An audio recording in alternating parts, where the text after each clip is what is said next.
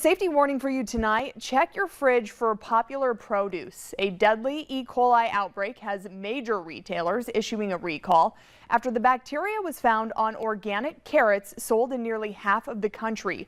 Jared Hill has a closer look at what you need to know before taking a bite.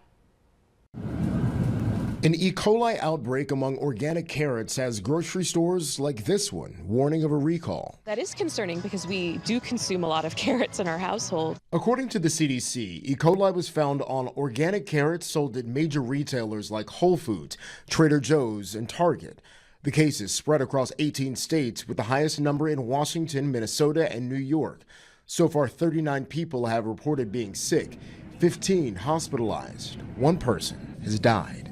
It may have happened with contamination in the field, or it may have been a problem in the distribution chain that further amplified the risk. The concern over carrots comes less than a month after McDonald's removed its quarter pounder from the menu at some locations when fresh slivered onions were linked to E. coli contamination. A CBS News analysis found foodborne illnesses have increased 42% since 2013 in regions the CDC monitors. California-based Grimway Farms issued a voluntary recall for carrots with a best buy date from September 11th through November 12th. They shouldn't be on store shelves anymore, but they could still be in home refrigerators. Symptoms usually start 3 to 4 days after eating the bacteria. In a statement, Grimway Farm says customer health is among their highest priorities, and they're conducting a review of their growing, harvest, and processing practices.